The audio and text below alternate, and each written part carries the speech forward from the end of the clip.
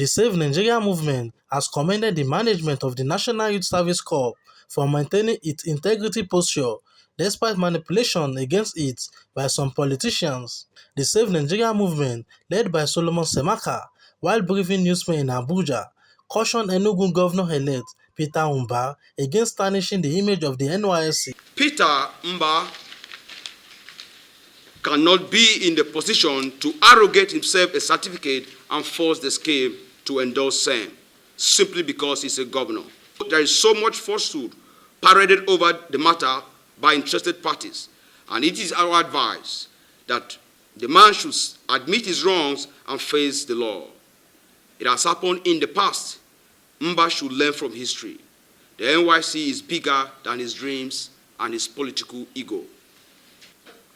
It is equally pertinent to point out that there is no room for corps members to break service in the NYSC books. Those he left behind for the same batch who completed their service have all gotten their certificates and can be verified at the NYSC headquarters. The serial number of certificates of people who served with him and who appeared with him for that batch has to tally. Unfortunately, because he never came back to complete his service, the National Youth Service Corps, NYSC, under the current management could not validate the purported certificate and the number in question. So where he got that certificate remains a subject of inquiry for another day. According to the Director General's report in the media, Mr. Peter Mbah actually visited the scheme's headquarters, and the position was relayed to him as it was on records of the scheme.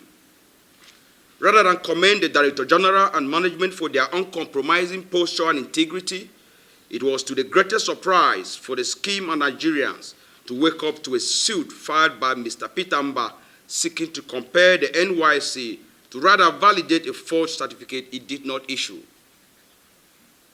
This is not only an insult to himself, but to the people of Enugu State where Mr. Mbah is elected to serve, and indeed to all Nigerians.